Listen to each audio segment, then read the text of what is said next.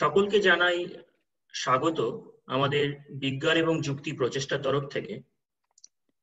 আমার সাথে আছে আজকে আমার বন্ধু পবিত্র দাস, অভিবাসী, বর্তমানে ফ্রান্সে বসবাসকারী পদার্থবিদ এবং ইঞ্জিনিয়ার পবিত্র দাস। আমাদের আলোচনার আজকে বিষয়বস্তু চিপ তৈরির গল্প। আসলে চিপ ছাড়া আমাদের জীবন একেবারেই বর্তমানে অচল। আজকে আমরা কি ভাবতে পারি আমাদের জীবন মোবাইল ফোন ছাড়া, অথবা ভাবতে পারি আমাদের জীবন কম্পিউটার ছাড়া? কিন্তু এই সবের পিছনেই আছে বিজ্ঞান এবং প্রযুক্তি। কিন্তু এই চিপ সম্পর্কে আমরা কতটাই বা জানি? কি করে এই চিপ তৈরি হয়, কি এর গঠন? পবিত্র একজন পদার্থবিদ এবং বিজ্ঞানী, বর্তমানে ও এক্সফ্যাব বলে একটি অর্ধপরিবাহী কোম্পানিতে গবেষণা এবং প্রযুক্তির আধুনিকরণের সাথে যুক্ত। তাই পবিত্র থেকে আমরা শিখে নেব, জেনে নেব চিপ তৈরির বিভিন্ন বিষয়। পবিত্র, তোকে আমাদের সাথে পেয়ে আমরা খুব খুশি। আশা করি তোর এই পরিবেশনা অনেকের খুব কাজে লাগবে। হ্যাঁ পবিত্র, এবার তুই এগিয়ে যা। হ্যাঁ, আমিও বেশ ভালো লাগছে তোমার সাথে অনেকদিন পর এইভাবে একটা সুন্দর আলোচনার জন্য বসতে পেরে।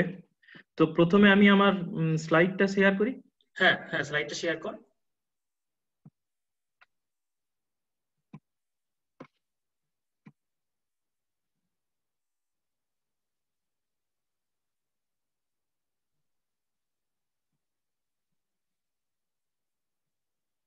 সরি, শেষের দিকটা করেছি।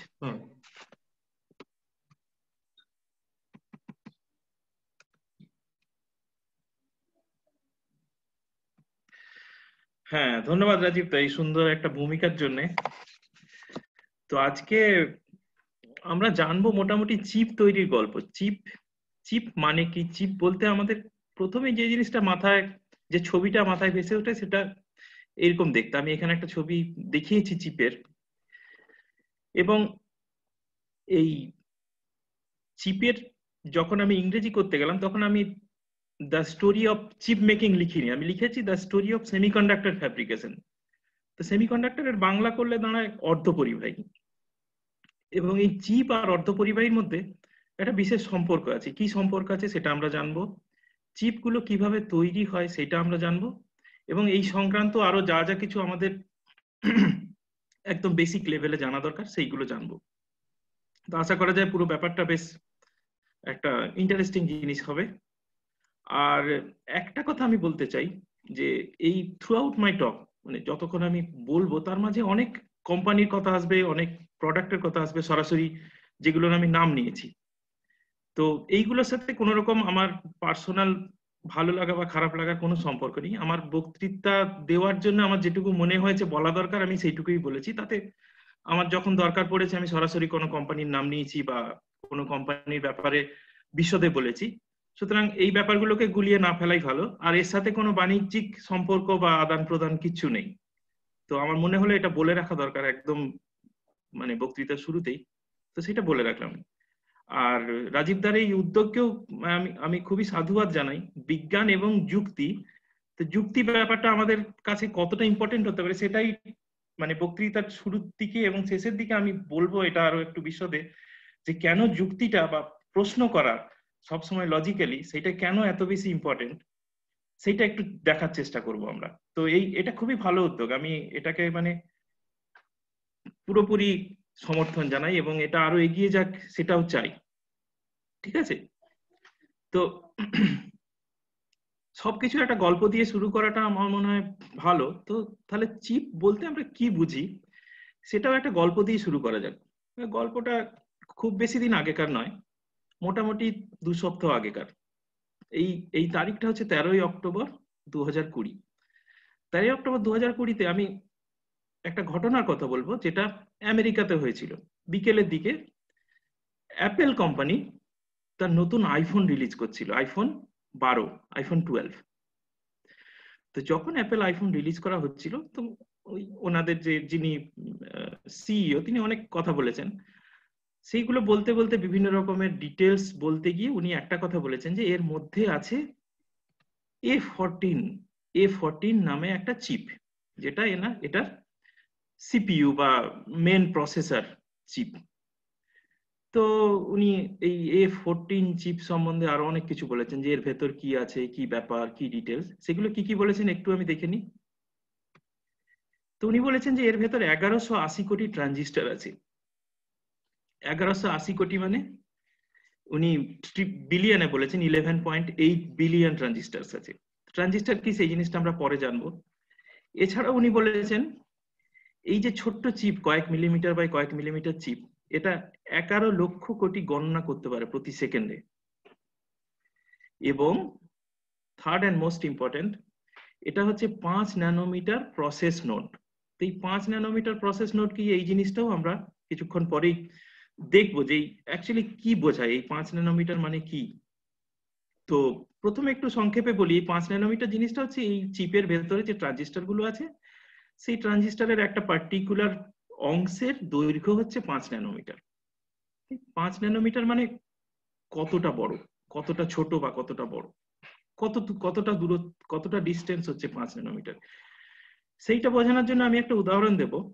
সেই উদাহরণটা এরকম, আচ্ছা এই যে পবিত্র, এখানে একটা কথা আমি শুধু জানতে চাই, হ্যাঁ একটু মাঝে মাঝে বলছি, এই যে তুই বললি যে মানে 1180 কোটি ট্রানজিস্টর, তার মানে বর্তমানে আমাদের পৃথিবীতে আমরা যত মানে চিপ দেখি বা আছে, যত চিপ অ্যাভেলেবেল অ্যাটলিস্ট মার্কেটে, তার মধ্যে এটাই বলতে চাইছিস যে বেস্ট এই মুহূর্তে, বেস্ট ইন দা সেন্স মানে সব থেকে বেশি ক্যাপাসিটি ওয়াইজ, ডেনসিটি ওয়াইজ বলতে পারি। Density wise, sorry density wise, এখানে ডেনসিটি ব্যাপারটা ইম্পর্টেন্ট, ডেনসিটি ওয়াইজ ব্যাপারটা ইম্পর্টেন্ট, বেশি। আচ্ছা এটা কোথায় বানিয়েছে, কারা বানিয়েছে এটা, মানে কোন? আচ্ছা আমি একটা কথা বলি, এই যে এইটা বললাম আমি, এটা 13ই অক্টোবরের ঘটনা, ঠিক আছে? এই দুর্গাপুজো যেদিন শুরু হলো তার ঠিক পরের দিন হুয়াই বলে আরেকটা কোম্পানি আছে, হুয়াই, হ্যাঁ চাইনিজ কোম্পানি, নাম শুনেছো হয়তো। হুয়াই ঠিক এই 5 ন্যানোমিটার প্রসেস নোডেরই আরেকটা নতুন চিপের ঘোষণা করেছে। আচ্ছা, এবং সেটা হচ্ছে এই 1180 কোটির থেকে আরো 40% বেশি চিপ রয়েছে, বেশি ট্রানজিস্টর রয়েছে ওর মধ্যে। ওরে বাবা, এটা চিপটা বানানো হয়েছে কোথায়? Good question. এই চিপটা বানানো হয়েছে তাইওয়ানে। এটা ডিজাইন হয়েছে, মানে ডিজাইন করেছে অ্যাপল নিজে, ডিজাইন করেছে অ্যাপল নিজে, কিন্তু কনস্ট্রাকশন হয়েছে তাইওয়ানে। যে কোম্পানি বানিয়েছে সেটার নামও আমি নিতে পারি, এখানে কোনো অসুবিধা নেই। সেটা হচ্ছে তাইওয়ান টিএসএমসি। আর যে হুয়াই এর জন্য যে চিপটি, যাদের আরো আর কি 30% না 40% বললি ডেনসিটি ওয়াইজ, হুয়াই এর জন্য চিপটি ডিজাইন করেছে হুয়াই এর নিজস্ব একটা ডিজাইন সেন্টার আছে তারা, এবং ওটাও টিএসএমসি বানিয়েছে। ওইটাও টিএসএমসি, ও সাধারণ, মানে সত্যি আসলে। তার মানে এই ওয়ার জোন, মানে ওয়ার জোন, এই যে আমেরিকা এবং হচ্ছে মানে তোর যে চায়নার যে ওয়ার জোন, মানে এই চিপ ইন্ডাস্ট্রি তো বেশ ভালোই আছে দেখতে পাচ্ছি। হ্যাঁ, তুমি একটা জিনিস দেখে থাকবে, এই যে টিএসএমসি, এরা কিন্তু কোনোদিন কোনো ডিজাইন করে না। আচ্ছা, এবং এগুলোকে বলা হয় ডিজাইন লেস ফ্যাব। ও আচ্ছা, ডিজাইন লেস ফ্যাব, মানে ডিজাইন লেস ফ্যাবের মানে টেকনোলজিক্যালি এর একটা নাম আছে, এটাকে বলে পিওর প্লে ফাউন্ড্রি, মানে সেমিকন্ডাক্টর পিওর প্লে। এরা জাস্ট তুমি ডিজাইন দাও, তোমাকে আমি চিপ বানিয়ে দেবো। হ্যাঁ, দে উইল জাস্ট কনস্ট্রাক্ট, মানে তুমি আমাকে মডেল টডেল সমস্ত কিছু করে দাও, ডিজাইন দিয়ে দাও, আমরা কনস্ট্রাক্ট করব। দারুণ, ঠিক আছে, এগিয়ে। হ্যাঁ, তো আমি ওয়াই এর গল্পটাতে আসছি, একটু বাদেই আসছি। আচ্ছা, হ্যাঁ। তো আমরা যেখানে ছিলাম যে 5 ন্যানোমিটার প্রসেস নোড, 5 ন্যানোমিটার এই দূরত্বটা কতটা, একটা মোটামুটি আইডিয়া আমি দিতে পারি। এইটা হচ্ছে, এই বাঁদিকে যে ছবিটা দেখতে পাচ্ছ, এটা হচ্ছে একটা মানুষের মাথার চুল। মানুষের মাথার চুলের একটা আণুবীক্ষণিক চিত্র। তো মানুষের মাথার চুল মোটামুটি হয় 50 থেকে 100 মাইক্রন। মাইক্রন মানে হচ্ছে মাইক্রোমিটার, এবং সেটা হচ্ছে 1 মিটারকে যদি আমি 10 লক্ষ ভাগে ভাগ করি, তার একটা ভাগ। তো মানুষের মাথার চুল এরকম ওই 50 থেকে 100 মাইক্রন মতো হয়। এবার ন্যানোমিটার যে জিনিসটা, সেটা হচ্ছে 1 মিটারকে যদি আমি 10 লক্ষ নয় 10 কোটি ভাগে ভাগ করি, তার একটা ভাগ। তো ওই যে ট্রানজিস্টর গুলো, তার একটা পার্টিকুলার জায়গার দৈর্ঘ্য হচ্ছে 5 ন্যানোমিটার, মানে এই 1 ন্যানোমিটার তার 5 গুণ, এতটাই ছোট। তো এইরকম অসংখ্য ট্রানজিস্টর, কয়েক হাজার কোটি ট্রানজিস্টর ওই ছোট্ট চিপের মধ্যে ঢোকানো আছে। কিভাবে ঢোকানো হয় সেটাই হচ্ছে চিপ তৈরির গল্প, মূল গল্প আর কি। এইখানে আরেকটু চিপ কি, এই নিয়ে আরেকটু বলি। চিপ বলতে প্রথমেই আমাদের সামনে, আমি প্রথমেই বলেছি, যে ছবিগুলো আমাদের চোখে বা মনে ভেসে আসে, সেই ছবিগুলো এরকম দেখতে। তো আমি এখানে একটা চ্যালেঞ্জ মতো দিতে পারি সবাইকে, যে যে কোনো 10টা জিনিস খুঁজে বার করো। কিরকম জিনিস খুঁজে বার করো? যে যারা ইলেকট্রিসিটি ইউজ করে, মানে আমাদের বিদ্যুৎ ব্যবহার করে, কিন্তু যেগুলোর মধ্যে এই জিনিস নেই। আমি এটা একটা হোমওয়ার্ক হিসাবে দিলাম সবাইকে, যে এরকম 10টা জিনিস খুঁজে বার করো, পরে আমরা সেটা নিয়ে আলোচনা করবো। আমি খুঁজে বার করতে পারিনি। আমার চারপাশে যে সমস্ত জিনিস আছে তার মধ্যে আমি 10টা জিনিসকে খুঁজে বার করতে পারিনি। এবং এই রাজীবদা যে কথাটা বললো তার তার তার সাথে আমি সামঞ্জস্য রেখেই বলি যে মানে আধুনিক পৃথিবীকে চিপ ছাড়া ভাবা অসম্ভব, মানে সত্যি অসম্ভব। এবং শুধু তাই নয়, চিপ হচ্ছে সর্ট অফ মডার্ন ওয়ারফেয়ার। মানে চিপ তৈরি করতে যদি আমি জানি, আমার যদি সেই টেকনোলজি থাকে, সেই জিনিসটাকে আমি একটা অন্য দেশের বা অন্য জাতির এগেনস্টে ব্যবহার করতে পারি যুদ্ধের মতো। কোনো অস্ত্র নয়, কোনো বোমা নয়, কোনো কিছু নয়, যুদ্ধাস্ত্র নয়, কিছু নয়, জাস্ট টেকনোলজিকে কিভাবে আমি ব্যবহার করতে পারি অন্য একটা এগেনস্টে, তার একটা এক্সাম্পল আমি দেবো এখানে। কারণ সেই এক্সাম্পলটা খুব রিসেন্ট এবং খুবই ইন্টারেস্টিং। রিসেন্টলি আমরা জেনেছি যে চায়না এবং আমেরিকার মধ্যে এই বিভিন্ন রকমের স্যাংশন হয়, বিভিন্ন রকমের এই চিপ নিয়েও এদের মধ্যে একটা লড়াই চলছে। এবং আমেরিকা রিসেন্টলি বেশ কিছু স্যাংশন চাপিয়েছে চাইনিজ যারা মোবাইল কোম্পানি বা এইসবগুলোর উপর, যারা টেকনোলজিক্যালি খুব স্ট্রং সেই সমস্ত কোম্পানিগুলোর উপর। এবং তার একটা বড় এক্সাম্পল হচ্ছে হুয়াই। হুয়াইয়ের নাম আমরা সবাই শুনেছি। এদের অনেকদিন আগেকার থেকে এদের 5G বা এই নেটওয়ার্ক বিজনেস আছে, কিন্তু এরা মোবাইল বিজনেসে কম্পারেটিভলি নিউ। এক দশক বা তার একটু বেশি সময় ধরে এরা মোবাইল বিজনেস আছে, এবং এই এক দশকের মধ্যে এরা একটা বেশ বড় জায়গা দখল করেছে, এবং সস্তায় ভালো মোবাইল বা ভালো প্রসেসর ইউজ করে একটা বেশ ভালো জায়গা দখল করেছে। তো যে কোনো কারণেই হোক, মার্কিন সরকার হুয়াইয়ের উপর বেশ কিছু বিধিনিষেধ আরোপ করেছে। সেই ডিটেলস গুলোতে আমি যাচ্ছি না যে কেন, কি ব্যাপার, তাহলে অনেকটা টাইম লেগে যাবে। তো এতে কি হচ্ছে, মানে প্রবলেমটা কি হচ্ছে, হুয়াই মোবাইল তৈরি করে, কিন্তু হুয়াই কখনোই চিপ তৈরি করে না। হুয়াই চিপ ডিজাইন করে কিন্তু তৈরি করতে পারে না, সেই টেকনোলজি নেই হুয়াইয়ের কাছে। তো সেই জন্য কি করে এরা দুটো জায়গা থেকে চিপ কেনে। সেই দুটো জায়গা কি, একটা হচ্ছে তাইওয়ানের টিএসএমসি, আরেকটা হচ্ছে চীনের নিজস্ব এসএমআইসি, সেমিকন্ডাক্টর কোম্পানি। তো মার্কিন সরকার কি বলেছে, যে কোনো কোম্পানি যারা মার্কিন প্রযুক্তি ব্যবহার করে চিপ তৈরি করার জন্য, তারা হুয়াইকে চিপ বিক্রি করতে পারবে না। এবং এর ফলে কি হচ্ছে, হুয়াই যে নতুন স্মার্টফোন বা যা কিছু বাজারে আনে, সমস্ত কিছুর প্রসেসর তৈরি হয় ওই তাইওয়ান কোম্পানি টিএসএমসি তে। এবার যেহেতু টিএসএমসি তাইওয়ানের কোম্পানি হলেও যে সমস্ত জিনিসগুলো ব্যবহার করে ওদের ফ্যাব্রিকেশনের জন্য, সেগুলো বেশিরভাগ আমেরিকাতে তৈরি বা আমেরিকান বিজনেস কানেকশন আছে, সেই জন্য তারা কোনো রকম চিপ হুয়াইয়ের জন্য তৈরি করতে পারবে না। সেম উইথ এসএমআইসি চায়নার নিজস্ব একটা ফ্যাব, কিন্তু যেহেতু সেই ফ্যাবের যে জিনিসগুলো ব্যবহার করা হয় সেগুলো আমেরিকান, সেই জন্য এসএমআইসিও হুয়াইকে কোন রকম চিপ বিক্রি করতে পারবে না। এতে সমস্যা হলো, হুয়াই একটা নতুন মোবাইল ফোন বার করেছে বটে, কিন্তু 15ই সেপ্টেম্বর এই এই এই ব্যান চালু হয়েছে। 14ই সেপ্টেম্বর রাত অব্দি প্রায় কয়েকশো মিলিয়ন ইউরো চিপ বা কয়েকশো মিলিয়ন ডলারের চিপ হুয়াইয়ের ঘরে গিয়ে পৌঁছেছে, যাতে অন্তত কয়েক মাস টানা যায় ব্যবসাকে। এর মধ্যে ইন দ্য মিন টাইম যদি কোনো কিছু উন্নতি না হয় পরিস্থিতির, সেই ক্ষেত্রে কি হবে বলা খুব মুশকিল, কারণ চিপ যদি না আসে মোবাইল ব্যবসা বন্ধ হয়ে যাবে। আচ্ছা, এখানে একটা কথা, তুই বারবার বলছিস ফ্যাব শব্দটি, তাহলে ফ্যাব মানে কি ফ্যাব্রিকেশনের অ্যাবরিজড ভার্সন, তাই তো? হ্যাঁ, ফ্যাব, সরি, এটা আমার আগে বলা উচিত ছিল। ফ্যাব মানে হচ্ছে ফ্যাব্রিকেশন ফেসিলিটিকে সংক্ষেপে ফ্যাব বলা হয়। ফ্যাব বলা, হ্যাঁ বারবার বলছিস তো। ল্যাবরেটরিকে যেমন ল্যাব বলা হয়, ল্যাবরেটরিকে যেমন ল্যাব বলা হয়, তুমি ফ্যাব্রিকেশনকে মানে ফ্যাব্রিকেশন ফেসিলিটিকে ফ্যাব বলা হয়। আচ্ছা, গুড, ঠিক আছে। সুতরাং এইটা থেকে আমি একটা উদাহরণ দিয়ে বোঝাতে চাইলাম যে চিপ মেকিংটা কতটা ইম্পর্টেন্ট, এবং যার কাছে এই টেকনোলজি আছে সে কতটা শক্তিশালী হতে পারে। মানে এরকম একটা $1 বিলিয়ন কোম্পানিকে একদম থেমে যেতে পারে তার অপারেশন আর কি, পুরোপুরি। তো যাই হোক, আমরা সেই গল্পে আবার পরে কোনো সময় আসবো। তো চিপের ভেতরে কি থাকে, ওই যে প্লাস্টিকের কভারওয়ালা একটা চৌকো জিনিসের ছবি আমি দেখালাম, সেই জিনিসটাকে, ওই প্লাস্টিকের খবরটাকে যদি খুলে ফেলা হয় কোনোভাবে, তাহলে দেখা যাবে যে এরকম একটা ছোট্ট জিনিস থাকে, এই চৌকো জিনিস থাকে, কাঁচের মতো দেখতে একটা চৌকো জিনিস থাকে। তো এটা আসলে কাঁচ নয়, এটা একটা বিশেষ মেটেরিয়াল দিয়ে তৈরি হয়, সেটাকে বলা হয় সিলিকন। তার গল্প আমরা বলছি একটু বাদেই। এবং ওই একটা চৌকো জিনিস, ওটা এরকম অনেক চৌকো জিনিসের থেকে একটাকে কেটে নেওয়া হয়।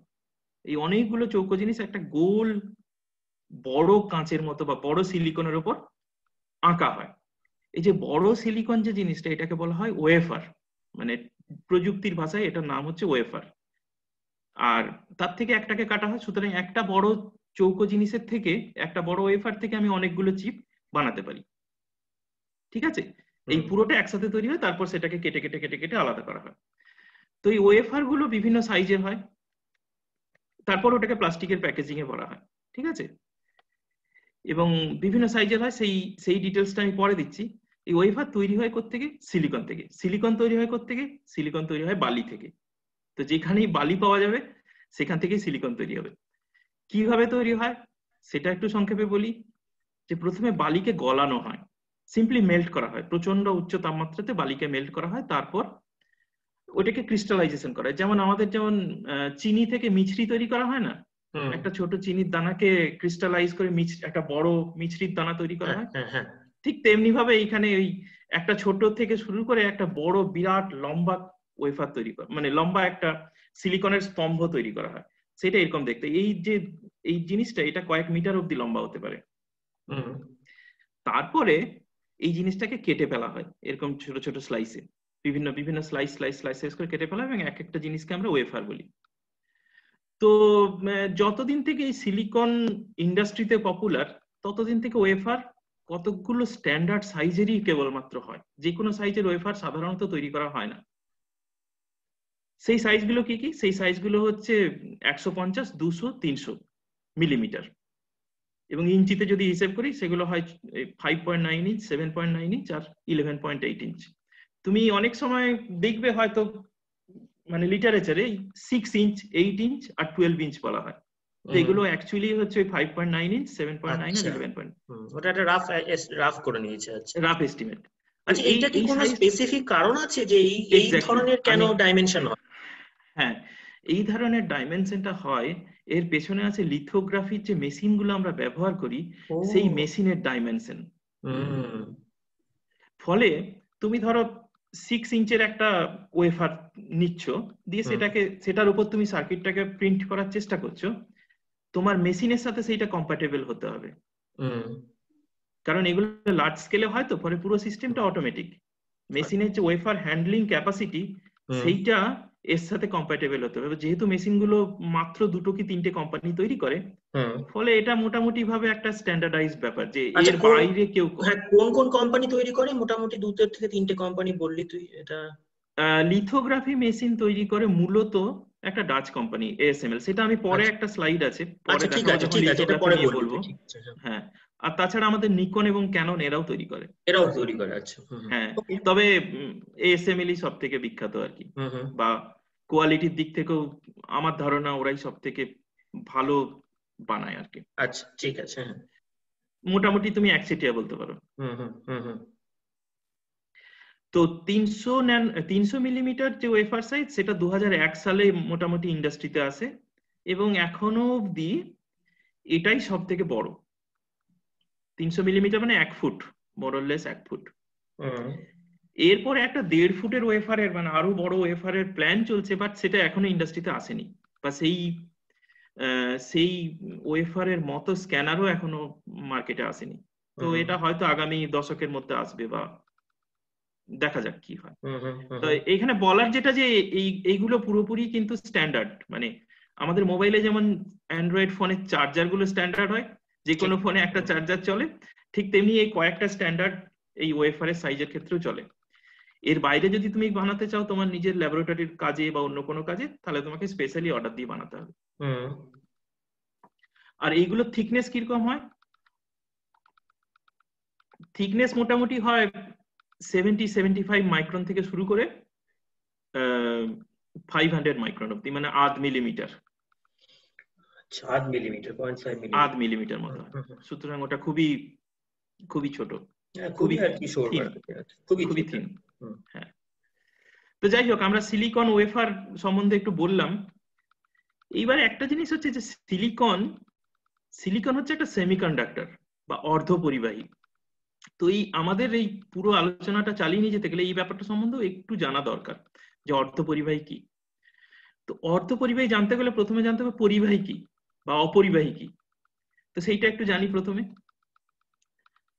পরিবাহী বলতে আমাদের প্রথমেই যে জিনিসটা মাথায় আসে, একটা তার, তারের ভেতর দিয়ে ইলেকট্রিসিটি যায়। এটা যেমন একটা তামার তার, তামার তারের ভেতর দিয়ে আমি যদি বাড়িতে ওয়্যারিং থাকে তার ভেতর দিয়ে ইলেকট্রিসিটি যায়, তাতে লাইট চলে, ফ্যান চলে, বা আর যে সমস্ত ইলেকট্রিক কাজকর্ম সেগুলো খুব সহজে হয়।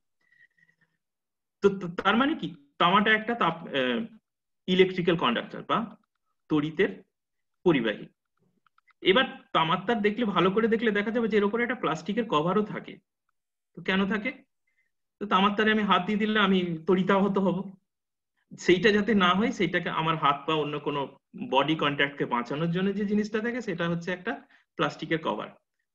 তার মানে খুব সহজেই বোঝা যাচ্ছে যে তামার ভেতর দিয়ে যে তড়িৎটা পরিবহন করে যায় খুব সহজেই, প্লাস্টিকের কভারের ভেতর দিয়ে করে না। তার মানে প্লাস্টিকটা হচ্ছে ইনসুলেটর বা অপরিবাহী। ঠিক আছে? এবার তড়িৎ পরিবহন জিনিসটা অ্যাকচুয়ালি কি? তড়িৎ পরিবহন জিনিসটা হচ্ছে অ্যাকচুয়ালি ইলেকট্রন বলে একটা জিনিস আছে, সেই ইলেকট্রনের ফ্লো। ইলেকট্রনের ফ্লো যখন হয় তখন আমরা সেটাকে বলি তড়িৎ পরিবাহিতা, তড়িৎ পরিবহন হচ্ছে বা ইলেকট্রিক কারেন্ট ফ্লো করছে। আর যদি সেই পরিবহনটা বন্ধ হয়ে যায় তাহলে আমরা বলি যে সেখানে সার্কিটটা কমপ্লিট নয় এবং তড়িৎ পরিবহন হচ্ছে না, ফলে বাল্ব বা ফ্যান যা আছে সেগুলো বন্ধ হয়ে যাচ্ছে। তো ইলেকট্রনটা ইম্পর্টেন্ট এখানে। এর পরের ধাপে আমি বলবো যে অর্ধপরিবাহী জিনিসটা কি, এবং সেখানে ইলেকট্রনটা আরো বেশি ম্যাটার করবে, যে কিভাবে ইলেকট্রনিক স্ট্রাকচার থাকে বা বাকি সমস্ত জিনিসগুলো কিভাবে হয়। তো ঠিক আছে, তাহলে আমরা জানলাম পরিবাহী এবং অপরিবাহী কি।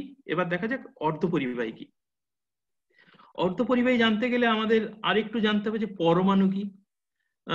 ক্লাস 7-8 আমরা জেনেছি পরমাণুর কথা, 7-8 আমাদের স্কুলে পড়ানো হয়।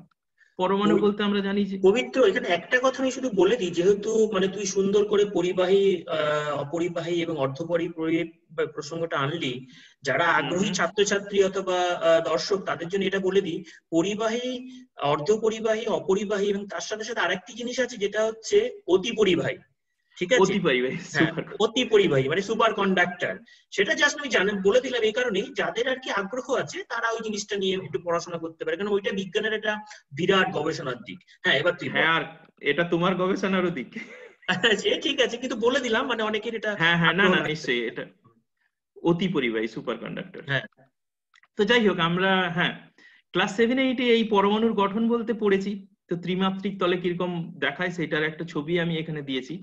পরমাণুর কেন্দ্রে থেকে, যদি খুব সিম্পলিস্টিক একটা পিকচার ভাবি, যদিও পিকচারটা এতটা সিম্পলিস্টিক নয়, যদি পরবর্তীকালে আমরা জেনেছি সেগুলো, তবু ওই মানে স্কুলের টেক্সটের মতো করে বলতে গেলে বলতে হয় যে পরমাণুর কেন্দ্রে থাকে প্রোটন আর নিউট্রন, আর বাইরের কক্ষে থাকে ইলেকট্রন। তো বাইরে যে যে যে পথগুলোতে ঘোরে সেগুলোকে আমরা বলি কক্ষ বা সেল। এবং এই ত্রিমাত্রিক তল থেকে যদি দ্বিমাত্রিক তলে আঁকি তাহলে খুব সিম্পলিস্টিক ভাবে বোঝানোর জন্য এইভাবে আঁকা হয় যে মাঝখানে প্রোটন আর নিউট্রন গুলো থাকে, যতগুলো প্রোটন থাকে ততগুলোই মোটামুটি নিউট্রন থাকে, আর বাইরের কক্ষে ঠিক ততগুলো প্রোটনের সংখ্যার সমান ইলেকট্রন বাইরের কক্ষে থাকে, যাতে পুরো পরমাণুটা একটা তড়িৎ নিউট্রাল হয়, মানে জিরো হয়। ইলেকট্রন যতগুলো থাকে, প্রোটন ও পজিটিভ চার্জ ততগুলো থাকে। এইবার এই এই চিত্রটাকে মাথায় রেখে আমরা যদি সিলিকনের ব্যাপারটা ভাবি এবং আর 2-3 ক্লাস যদি এগিয়ে যাই, ধরা যাক ক্লাস 11-12-এ, সেখানে পরমাণুর সেল স্ট্রাকচার শেখানো হয়, যেমন 1s 2s 2p 3s 3p, এই এই কক্ষগুলোকে এক একটা সেল বলা হয়। সেই সেলগুলোর নির্দিষ্ট নাম আছে, কোন সেলে কতগুলো ইলেকট্রন থাকতে পারে তার একটা নির্দিষ্ট সংখ্যা আছে। তো সেই হিসেবগুলো যদি করা হয় তাহলে দেখা যায় যে সিলিকনের, এই ছবিটা দেখা যাচ্ছে কিনা, আটকে গেছে বোধহয়, না দেখা যাচ্ছে। পুরো ছবিটা দেখা যাচ্ছে এই সিলিকনের ছবিটা? হ্যাঁ, পুরো দেখা যাচ্ছে। হ্যাঁ, তো সিলিকনের স্ট্রাকচারটা এরকম হয়, এবং এর বাইরের সব থেকে বাইরের যে সেলটা হচ্ছে সেটা হচ্ছে 3 নম্বর সেল। 3 নম্বর সেল, তার স্ট্রাকচারটা হয় 3s2 3p2, যদিও 3p তে 6খানা থাকতে পারে, বাট এখানে 2টো আছে, এবং মোট বাইরের কক্ষে 4টে ইলেকট্রন আছে। ঠিক আছে? এইবার এই সিলিকনের একটা বড় গুণ হচ্ছে একে খুব সহজে পজিটিভ বা নেগেটিভে পরিণত করে দেওয়া যায়। কিভাবে করা যায় সেটা আমরা একটু দেখবো এবার। সেই যে পদ্ধতিতে এটাকে করা হয় সেটাকে আমরা বলি ডোপিং, মানে বিজ্ঞানের ভাষাতেও আমরা বলি ডোপিং।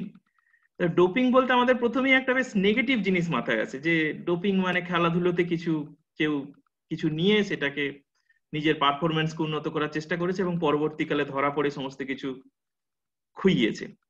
তো এখানে কনসেপ্টটা তাই, বাট আইডিয়াটা সেরকম নয়। কিছুটা ডোপিং মানে কি, তো সিলিকন আমি বললাম, সিলিকনের দুটো বাইরের কক্ষে 4টে থাকে, এবং সিলিকন যখন পাশাপাশি দুটো অ্যাটম আসে বা অনেকগুলো অ্যাটম আসে তখন দেখা যায় যে প্রত্যেকটার বাইরের কক্ষে এরকম করে 8টা করে থাকে, এবং এটা একটা স্টেবল স্ট্রাকচার দেয়। এইবার ধরা যাক আমি এমন একটা এই মাঝখানে যে সিলিকনটা আছে তার জায়গায় এমন একটা অ্যাটম এখানে নিয়ে আসলাম যার বাইরের কক্ষে একটা ইলেকট্রন বাড়তি আছে। তাহলে কি হবে, বাড়তি আছে মানে তার কাছে একটা ইলেকট্রন বেশি যাবে এবং সেখানে একটা ইলেকট্রনের আধিক্য দেখা দেবে। সেই জিনিসটাকে যেহেতু ইলেকট্রন নেগেটিভলি চার্জ, সেই জন্য ওই জায়গাটা একটু বেশি নেগেটিভলি চার্জড হবে।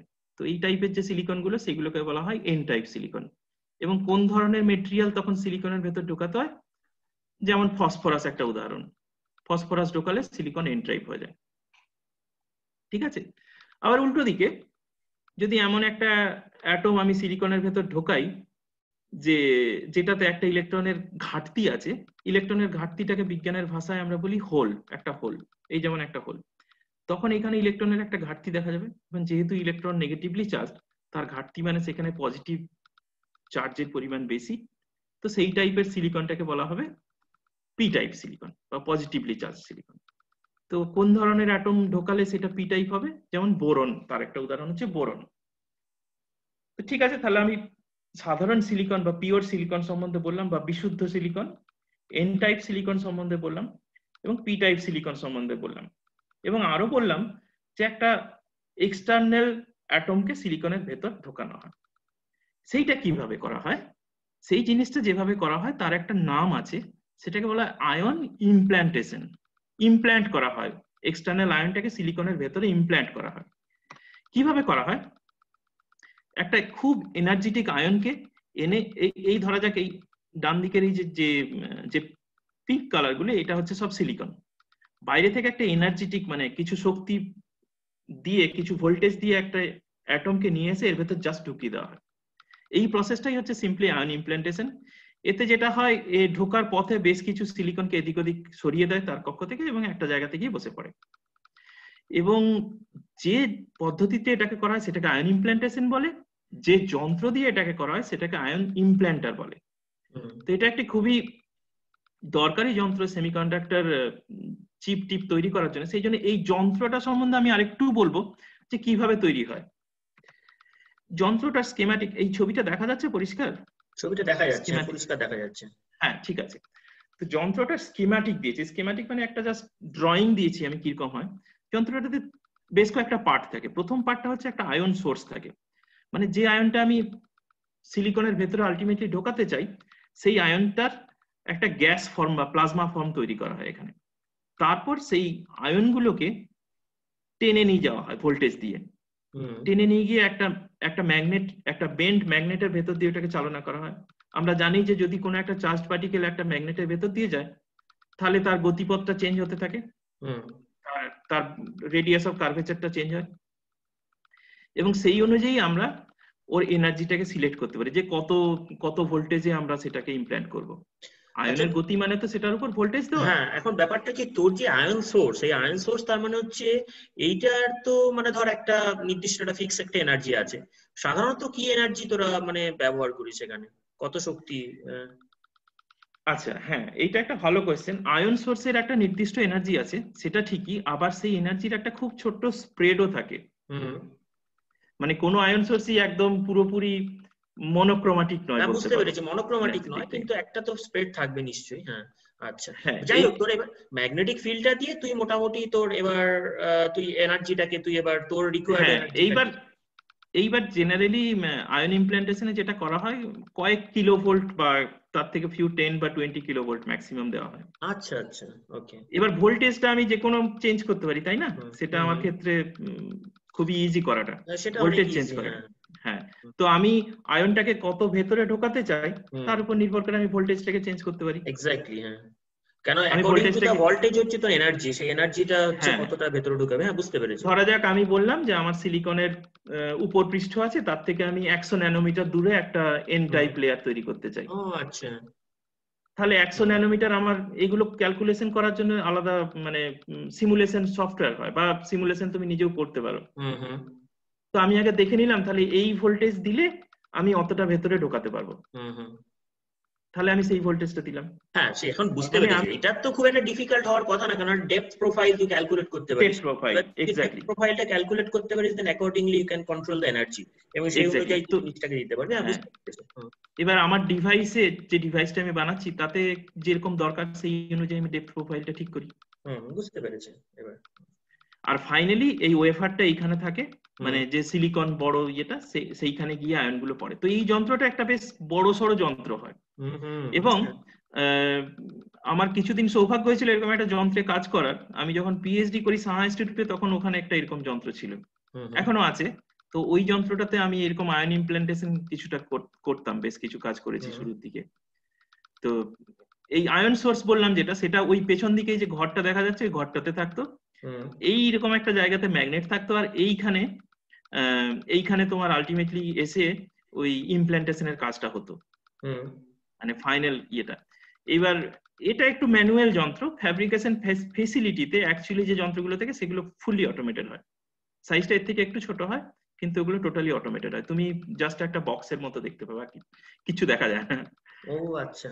আচ্ছা, এখানে আমার মানে একটা প্রশ্ন আছে। তুই তো সাহা ইনস্টিটিউট থেকে কাজকর্ম করেছিস, সুতরাং এখানে মানে এই যে ধর এত সেমিকন্ডাক্টর ইন্ডাস্ট্রির আমরা ফ্যাবের কথা শুনি, ধর আমি যদি জার্মানিতে আমি তিনটে দেখতে পাই অলরেডি, ধর হচ্ছে ইনফিনিয়ন, তারপর হচ্ছে এক্স ফ্যাব, তারপর হচ্ছে তোর এক্স ফ্যাব বেলজিয়ামের কোম্পানি, যদি বেলজিয়াম প্লাস, গ্লোবাল ফাউন্ডারিজ আছে বোধহয়। হ্যাঁ, প্লাস হচ্ছে গ্লোবাল ফাউন্ডারিজ। হ্যাঁ, এগুলো সবই এখানে দেখতে পাই, এবং প্রচুর আরো লোকাল কিছু কোম্পানিও শুনি।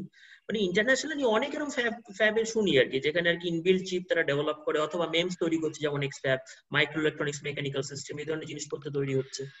এখন আমাদের ইন্ডিয়াতে, ভারতবর্ষে তো সিলিকন ভ্যালি আছে, ভারতবর্ষে কি কিছু সেরকম তৈরি হয় লার্জ স্কেল ফ্রন্ট লাইনে চিপ? না, মনে হয় ভারতবর্ষে সেই সেন্সে, ভারতবর্ষে দেখো, ভারতবর্ষে ফ্যাব বলতে একটাই আছে, সেমিকন্ডাক্টর, এসসিএল, এসসিএল সেমিকন্ডাক্টর এই লিমিটেড। চণ্ডীগড় বা নর্থে আছে না, পাঞ্জাবের? এসসিএল বা এসসিআই, এসসিএল সম্ভবত হ্যাঁ, চণ্ডীগড়ে। হ্যাঁ। তো ওটা কিন্তু 80-র দশকে তৈরি, ও, 1983-84-তে। হুম, কিন্তু এবং ওটার মানে তোমার বোধহয় বছর 10 আগে বা বছর 15 আগে ইসরো অধিগ্রহণ করেছে। হুম, কিন্তু লার্জ স্কেল ফ্যাব্রিকেশন ওখানে তেমন একটা হয় না, আমি যতদূর জানি আর কি।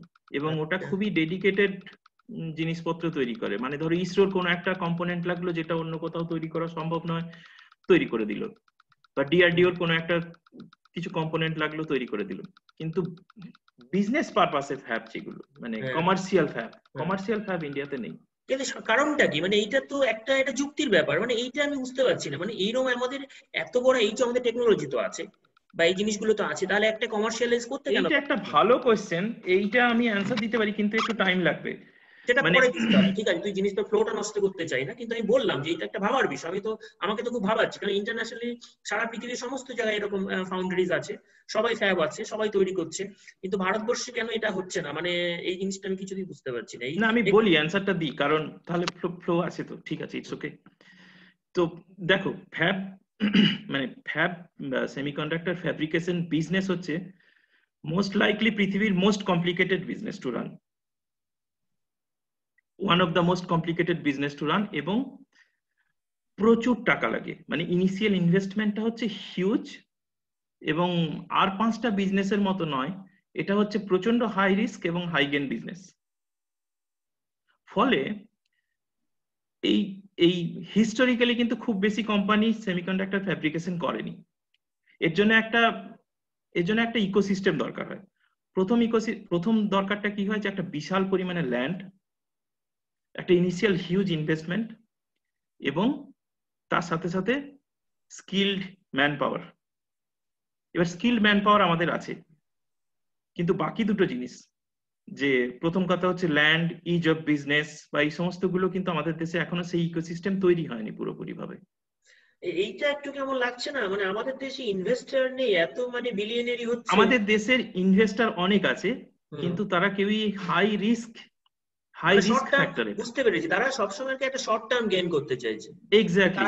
এবং তাড়াতাড়ি আর কি একটা আরএমডি তে হ্যাঁ, মানে হ্যাঁ শর্ট টার্ম, একটা মানে ফ্যাব 5-10 তৈরি, বছরে একটা বিজনেস করে তারা যতটা আর কি পয়সা অর্থ এক্স্যাক্টলি উপার্জন করতে পারে সেটাই। কিন্তু একটা যতটা, টেকনোলজিক্যালি ড্রিভেন যে একটা মানে করা উচিত সেখানে, মানে সেটা যাই হোক, এবার বুঝেছি, গল্পটা আমি বুঝেছি, ঠিক আছে।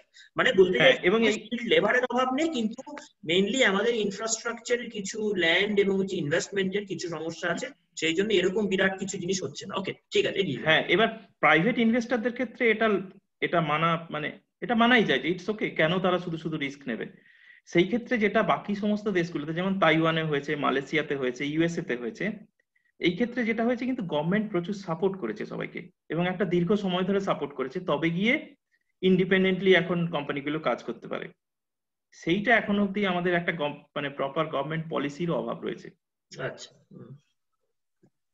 ওকে, হুম। তাহলে আমরা আয়ন ইমপ্ল্যান্টার নিয়ে বললাম, আমরা N type, P type, silicon বলেছি। এইবার আমরা একটু সামারি করে নিই কি কি বললাম। আমরা আইফোনের প্রসেসর চিপ সম্বন্ধে বলেছি প্রথমে, তারপর চিপের কিরকম সাইজ হয়, শেপ হয়, সেইগুলো বলেছি। পরিবাহী, অপরিবাহী এবং অর্ধপরিবাহী এটা বলেছি, তামার তারের উদাহরণ দিয়েছি, সিলিকনের উদাহরণ দিয়েছি। এবং সিলিকন তাকে এন টাইপ বা পি টাইপ কিভাবে করা যায় ডোপিং করে সেটা বলেছি। এইবার আমরা আর একটু অ্যাডভান্সড হব। এই যে চিপের মধ্যে যে জিনিসগুলো দেখা যায় তার মেইন কম্পোনেন্ট হচ্ছে ট্রানজিস্টর। এই ট্রানজিস্টর সম্বন্ধে একটু জানবো। ট্রানজিস্টর জিনিসটা কি, আমি একটা কার্টুন দেখাবো। ট্রানজিস্টরকে এরকম একটা জলের ক্যানেলের মতো, যেখানে জলের ফ্লোটাকে কন্ট্রোল করা যায়, তার সাথে তুলনা করা যায়। এই বাঁ দিকের যে চ্যানেলটা আছে, এইটা দিয়ে যখন আমি ফ্লো পাঠাই বা এখানে ফ্লোটা বন্ধ করে দিই, তখন এই মূল ক্যানেলের জলটার যাওয়া আসা কিন্তু বন্ধ হয়ে যাচ্ছে। এই কার্টুনটা দেখে সেটা বোঝা যাচ্ছে। এটা ট্রানজিস্টর হচ্ছে nothing but an electrical analog of this. এটার একটা ইলেকট্রিক্যাল অ্যানালগ যদি আমি ভাবতে পারি ইলেকট্রিসিটি দিয়ে, সেই জিনিসটাই হচ্ছে একটা ট্রানজিস্টর। কিরকম? ট্রানজিস্টরের তিনটে অংশ থাকে, এটার নাম বিভিন্ন রকম হয়। কোনো সময় এটাকে বলা হয় এমিটার বেস কালেক্টর, অথবা যদি মসফেট হয় বা ফেট হয়, ফিল্ড ইফেক্ট ট্রানজিস্টর, তাহলে বলে ড্রেন, গেট আর সোর্স। তো মূল কাজকর্ম হয় এই গেটটাতে। গেটটার মধ্যে ভোল্টেজকে কন্ট্রোল করে আমি পুরো ট্রানজিস্টরের কারেন্ট ফ্লোটাকে অফ বা অন করতে পারি, বা এর কারেন্ট ফ্লোটাকে আমি কন্ট্রোল করতে পারি। ঠিক যেরকম ক্যানেলের জলের ফ্লোটাকে আমি ওই ছোট একটা চ্যানেলের মধ্যে দিয়ে জলের ফ্লো দিয়ে আমি কন্ট্রোল করতে পারি পুরো বড় ক্যানেলটাকে, ঠিক সেরকম ভাবে ট্রানজিস্টরের কাজটা হয়। তার মানে ট্রানজিস্টর অন আর অফ হতে পারে থ্রু সাম এক্সটার্নাল ভোল্টেজ, যেটা গেটের উপর দেওয়া হয় বা বেসের উপর দেওয়া হয়।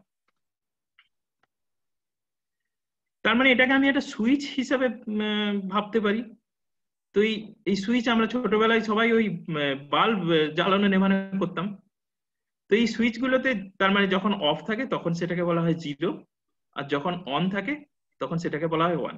তার মানে ট্রানজিস্টর 0 আর 1 হতে পারে খুব অনেকবার। এবং এই অন আর অফ বা 1 আর 0 এই জিনিসটা বেশ তাড়াতাড়ি করতে পারে। যারা একটু ডিজিটাল ইলেকট্রনিক্স পড়েছে তারা জানে যে এই 0 আর 1 দিয়ে ইলেকট্রনিক্সের সমস্ত কাজকর্ম হয়, যোগ বিয়োগ গুণ ভাগ সমস্ত কিছু 0 আর 1 দিয়ে হয়। ফলে যদি আমি অসংখ্য ট্রানজিস্টরকে এরকম 0 আর 1 একসাথে করাতে পারি, তাহলে আমি অনেক বড় বড় ক্যালকুলেশন করতে পারবো। বেসিক্যালি প্রসেসর গুলো তাই করে।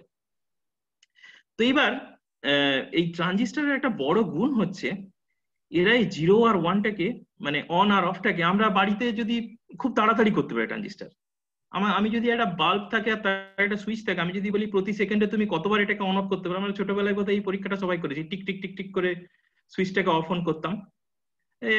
ম্যাক্সিমাম কত 4 বার 5 বার করতে পারি, হ্যাঁ, 1 সেকেন্ডে 4-5 বার। 4-5 বার করতে পারি। কিন্তু ট্রানজিস্টরের ক্ষেত্রে সেই সংখ্যাটা 4-5 নয়, মানে অনেক অনেক অনেক বেশি। কতটা দ্রুত সেইটা আমি একটা উদাহরণ দিয়ে বোঝাবো। আমি একটা মোবাইলের উদাহরণ দিয়ে বোঝাতে চাই। তো একটা এক্সাম্পল দেখাচ্ছি। ধরা যাক আমি একটা মোবাইল কিনতে চাই, আমি আমাজনে গেলাম, দিয়ে একটা সার্চ দিলাম, আমি একটা জাস্ট প্রথম যেটা বেরিয়েছে আমি সেটাই তুলে নিয়েছি। এটা একটা রেডমি ফোন, অনেকেই জানে এর নাম, খুব বিখ্যাত কোম্পানি, ভালো ফোন টোন বানায়। তো আমি দেখতে চাইলাম যে এর ভেতর কি আছে, এর প্রসেসর কি, সেইগুলো দেখতে চাইলাম। তো সেইটার জন্য আমি আরো ডিটেলসে খোঁজ করলাম। তো দেখাচ্ছে যে এটা একটা অ্যান্ড্রয়েড 10 অপারেটিং সিস্টেম এবং এর মধ্যে 2.3 GHz মানে হচ্ছে গিগাহার্জ। কোয়ালকম স্ন্যাপড্রাগন 720G, এটা একটা প্রসেসরের নাম, উইথ 8 ন্যানোমিটার অক্টাকোর। তো 8 ন্যানোমিটার মানে হচ্ছে, আমি যখন অ্যাপেলের কথা বলেছিলাম তখন যেটা 5 ন্যানোমিটার বলেছিলাম, সেটা এখানে হচ্ছে 8 ন্যানোমিটার। আচ্ছা, স্ন্যাপড্রাগন 720G এটা হচ্ছে এই প্রসেসরের নাম, যেটা তৈরি করেছে কোয়ালকম বলে একটা কোম্পানি। কোয়ালকম হচ্ছে শুধু ডিজাইন করে প্রসেসর এরা, এবং এদের প্রসেসর গুলো বানায় অন্য কোথাও, মানে এদের নিজস্ব কোনো ফ্যাব্রিকেশন ফেসিলিটি নেই, এরা ডিজাইন করে অন্য কাউকে দেয়, যারা বানিয়ে দেয়। এবং ইন দ্যাট পার্টিকুলার কেস এই 720G, এটা আমি দেখে যেটুকু জেনেছি যে এটা স্যামসাং তৈরি করে দিয়েছে। মানে এরা মোবাইলের দিক থেকে এরা কম্পিটিটর কোম্পানি, কিন্তু স্যামসাং এর ফাউন্ডারি এদের চিপ তৈরি করে দেয়, সেইটাকে আবার রেডমি কেনে। মানে পুরো ইন্টারকানেক্টেড বিজনেস আর কি। হ্যাঁ, বুঝতে তো পেরেছি। যাই হোক, যে কথাটাতে আসছিলাম যে 2.3 গিগাহার্জ মানে কতটা বেশি, কতটা ফাস্ট। 2.3 গিগাহার্জ মানে হচ্ছে 1 গিগাহার্জ মানে হচ্ছে 100 কোটি হার্জ। মানে যদি কোনো একটা ট্রানজিস্টার 1 গিগাহার্জ হয়, তার মানে হচ্ছে প্রতি সেকেন্ডে 100 কোটি বার অফ অন হতে পারে ওই ট্রানজিস্টারটা। এবং এর মানে হচ্ছে এই রেডমির যে এই পার্টিকুলার ফোনটা, এর ভেতরে যে প্রসেসর আছে, সেই প্রসেসরের ভেতরে যে ট্রানজিস্টার আছে, সেটা প্রতি সেকেন্ডে সর্বোচ্চ 230 কোটি বার অফ অন হতে পারে। এবার এই হিসেবটা তাহলে মোটামুটি একটু ভেবে দেখতে পারো যে কতটা এটা। বাকি স্পেসিফিকেশন গুলো আমি আর সেই ডিটেলসে যাচ্ছি না। না, সেটা দরকার নেই, বুঝতে পেরেছি। মানে তোর এই ফাস্ট সুইচিং ব্যাপারটা বোঝা গেল, যে কত মানে ফাস্ট আর ফাস্ট কি এটা সুইচিং কতটা বোঝা ফাস্ট। গেল আর কি, যে মানে কত ইলেকট্রনিক্যালি কি লেভেলের কি একটা কি মারাত্মক সুইচিং। হ্যাঁ, 230 এবং কোটি। সেম হচ্ছে আমাদের যে কম্পিউটারের ডেস্কটপ বা ল্যাপটপের সিপিইউ, তার স্পিডও তাই। ওদের ভেতরে যা ট্রানজিস্টার আছে সেগুলো অফ অন হতে পারে ওই স্পিডে। এর থেকে বেশি হয় কিছু ক্ষেত্রে, কিছু ক্ষেত্রে কম হয়, আবার খুব বেশি হলে সমস্যা আছে অন্য, সেগুলো আলাদা ইস্যু। তো যাই হোক, তো ট্রানজিস্টার তাহলে একটা সুইচ, এবং যে কোনো নর্মাল সুইচ নয়, একটা প্রচন্ড ফাস্ট সুইচ। এবার এই ট্রানজিস্টারের একটু সংক্ষিপ্ত ইতিহাস আমি বলে নিই এখানে।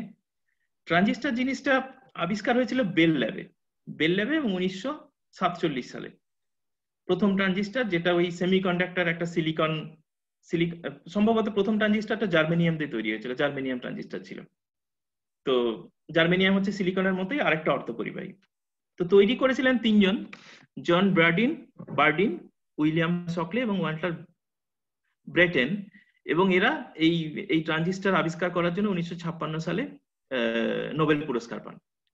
এই তিনজনই একসাথে নোবেল পুরস্কার। এর মধ্যে এই জন বার্ডিনের কথা একটু আলাদা করে বলি। জন বার্ডিন 1956 সালে নোবেল পুরস্কার পেয়েছিলেন, এবং সেইখানে একটা কথা বলেছিলেন, এবং খুবই হাম্বল সেই লেকচার থেকে একটা শেষ লাইনটা আমি উদ্ধৃত করছি, যে আমরা ফরচুনেট এনাফ ছিলাম এমন একটা পার্টিকুলারলি অপরচুন টাইমে, যে একটা ছোট্ট small step to add another small step in the control of nature for the benefit of mankind. মানে উনি যখন ট্রানজিস্টার আবিষ্কার করছেন, যে ট্রানজিস্টার আগামী কয়েক দশকে আমাদের জীবনযাত্রা এবং আমাদের সম্ভবত বিংশ শতাব্দীর উন্নতির যে ধারা সেটাকে নির্দিষ্ট করবে, সেই ট্রানজিস্টারটা ওনার কাছে মনে হয়েছে একটা স্মল স্টেপ। প্রথম কথা তো এটা খুবই একটা হাম্বল এবং পোলাইট বক্তৃতা। শুধু তাই নয়, তার সাথে আরেকটা জিনিস এখানে বলতে হয়, যে বিজ্ঞানের যে আবিষ্কারগুলো হয়, যখন হয় তখন সবসময় তার যে কি ইফেক্ট হবে, তার প্রয়োগ কতটা হবে সোসাইটিতে, সেটা বোঝা যায় না, সেটা এনারাও বুঝতে পারেননি। তো ব্রাডিন 1956 সালে নোবেল প্রাইজ পেয়েছিলেন। তো উনি যখন নোবেল প্রাইজ নেন, তারপরে একটা ওনাদের হয়, মানে তোমার ব্যাংকোয়েট টাইপের হয়, ডিনার। তো ওখানে কিং গুস্তাভ ওনাকে জিজ্ঞেস করেছিলেন, আপনি একটা ছেলেকে নিয়ে এসেছেন কেন, বাকিরা কোথায়, আপনার তো 3টে সন্তান। আর উনি বলেছিলেন যে ওরা পড়াশোনা করছে কলেজে, ওদের পড়াশোনা হ্যাম্পার হবে, তবে আমি পরের বার সবাইকে নিয়ে আসবো। তো এই ব্রাডিন কিছু কারণে বেল ল্যাব ছেড়ে চলে যান এবং একটা ইউনিভার্সিটিতে যান, এবং সম্পূর্ণ অন্য ফিল্ডে গবেষণা করা শুরু করেন। রাজীব দা যেটা বললে তোমার অতি পরিবাহী বা সুপার কন্ডাক্টর, ইনি অতি পরিবাহীর উপর আবার গবেষণা করতে শুরু করেন এবং আবার একবার নোবেল প্রাইজ পান ফিজিক্সে। উনি পদার্থবিদ্যাতেই দুবার নোবেল প্রাইজ না পেয়েছিলেন। আসলে না, এই সময় একটু কথা বলি, পদার্থবিদ্যা হ্যাঁ বিসিএস থিওরিতে বার্ডেন কুপার আর শেফার তা ওয়ান অফ দ্য আর কি ছিলেন আর কি 1957 সালে তোর বিসিএস থিওরিটা দেয়। তার মানে সুপার কন্ডাক্টিভিটি নিয়ে কাজ আসলে তোর আগে থেকেই করছিলেন বার্ডেন। এবার তো থিওরি 1950 এর সময় থেকেই ছিলেন। এখানে বলা দরকার যে প্রচুর মানে বড় বড় বিজ্ঞানী এবং বেশ বড় বড় ব্যক্তিত্ব, আইনস্টাইন থেকে শুরু করে ফাইনম্যান থেকে শুরু করে সবাই চেষ্টা করেছিলেন বিসিএস থিওরি মানে তার সুপার কন্ডাক্টিভিটির ফান্ডামেন্টাল মাইক্রোস্কোপিক থিওরি দেওয়ার, সেটা অনেকেই আর কি অসফল হয়েছিলেন। তা যাই হোক পারেননি আসলে। তার মানে কিন্তু বার্ডিন কুপার আর শেফার তারা আর কি প্রথম মাইক্রোস্কোপিক থিওরি দেয় টু আন্ডারস্ট্যান্ড সুপার কন্ডাক্টিভিটি, যা সেই জন্য আরেকবার নোবেল প্রাইজ পায়, যেটা তুই বললি আর কি। আচ্ছা, এই থিওরিটা এখনো ভ্যালিড তাই তো? এখনো ভ্যালিড। এটা তো কনভেনশনাল সুপারকন্ডাক্টর, এটা one of the best microscopic theory for to understand মানে তো প্রায় 50 বছর পরেও কনভেনশনাল, যেটা ধর কনভেনশনাল সুপারকন্ডাক্টর বোঝার জন্য মাইক্রোস্কোপিক্যালি ডেসক্রাইব করতে পারে, মানে সমস্ত কিছু গ্যাপটাকে ডেসক্রাইব করতে পারে, তারপরে এনার্জিটাকে মোটামুটি ফান্ডামেন্টাল জিনিসগুলোকে সবই বিসিএস থিওরি দিয়ে এক্সপ্লেইন করা যায় এবং জাস্টিফাই করা যায়। আউটস্ট্যান্ডিং থিওরি, মানে one of the hardest problem in physics, এই তোর আগের শতাব্দীর ছিল one of the hardest problem. 1911 সালে আবিষ্কার হয় তো সুপার কন্ডাক্টিভিটি।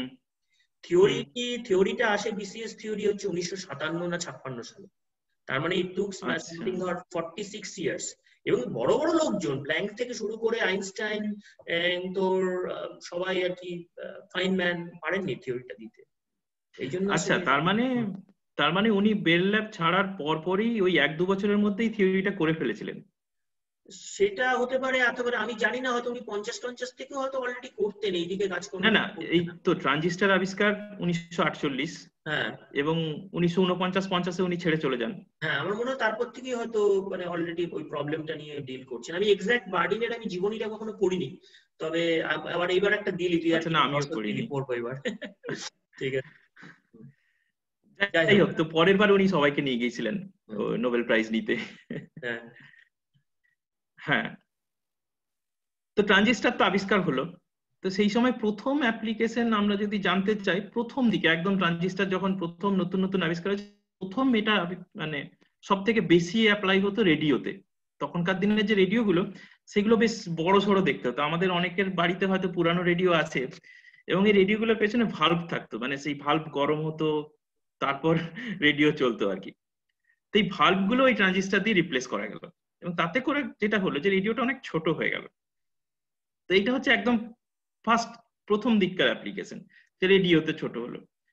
তো যত মানে 50s এর দশক থেকে আস্তে আস্তে আস্তে আস্তে আমরা যত এগিয়ে যাব, তত কিন্তু এই সার্কিট গুলো ছোট হতে থাকলো। ফলে ট্রানজিস্টার তো একটা ছোট জিনিস, এই ভাল্বগুলোর থেকে অনেক ছোট, এটা ঠিকই, কিন্তু এই ট্রানজিস্টারকে তো জোড়া লাগাতে হতো। ট্রানজিস্টারের যে 3টে পা আছে, এই 3টে এমিটার বেস কালেক্টর, এগুলোকে তো তার দিয়ে বাঁধতে হতো।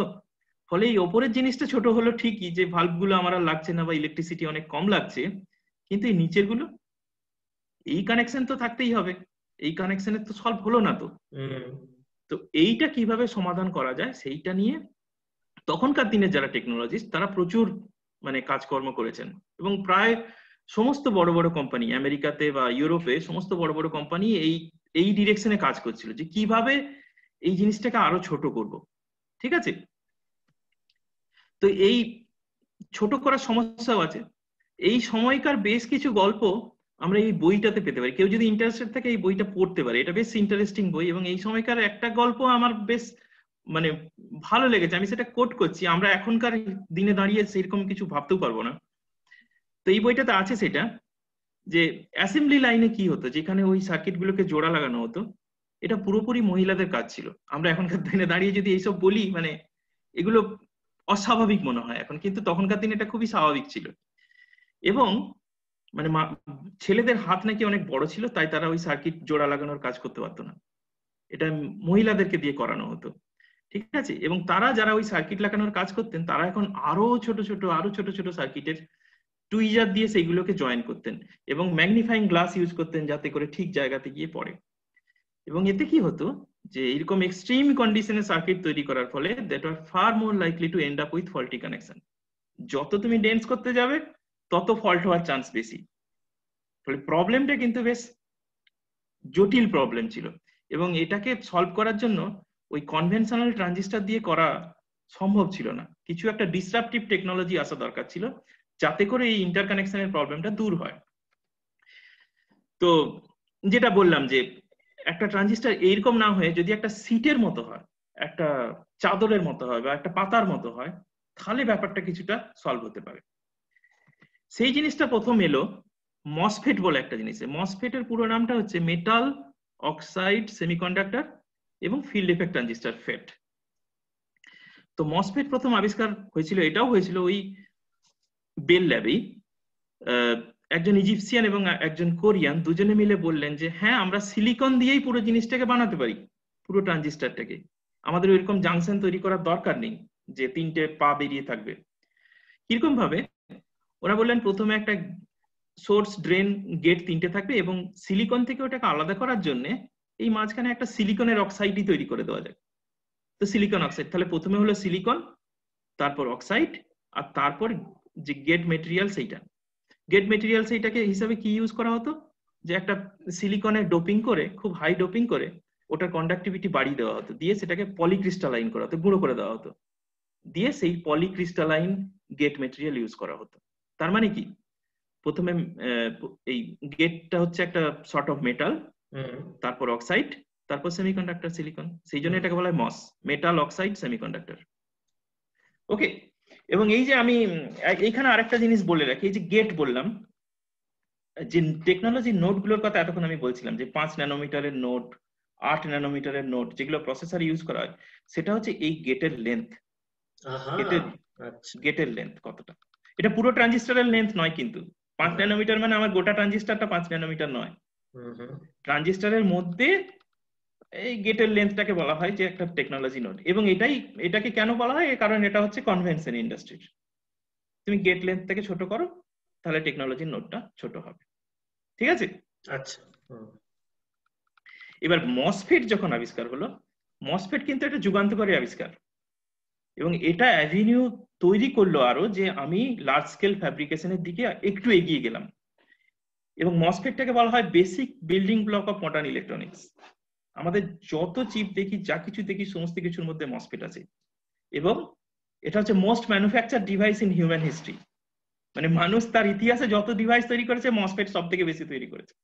এবং সেই সংখ্যাটা হচ্ছে 10-এর পিঠে 22টা শূন্য বসাও, সেটা তৈরি হয়েছে মাত্র এই 58 বছরে। কিন্তু এ তো অ্যাভোগাড্রো নাম্বার হয়ে গেল প্রায়। অ্যাভোগাড্রো নাম্বার ছুঁয়ে যাচ্ছে প্রায়। হ্যাঁ, অ্যাভোগাড্রো নাম্বার হয়ে গেল প্রায়। ওরে বাপ! এক্স্যাক্টলি। তুমি ভাবো না, তুমি যদি ওই ছোট্ট একটা জায়গার মধ্যে 1100 কোটি ঢোকাতে পারো, তখন কত চিপ তৈরি হয়, তাই না? কত মোবাইল আছে, কত চিপ তৈরি হয়।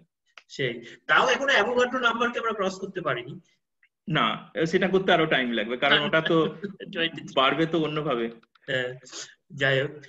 যাই হোক, তো মসফেট এসে গিয়ে একটা জিনিস হলো যে ট্রানজিস্টর তো তৈরি হয়ে গেল একটা প্লেনের উপর, কিন্তু একটা সার্কিট মানে তো শুধু ট্রানজিস্টর নয়।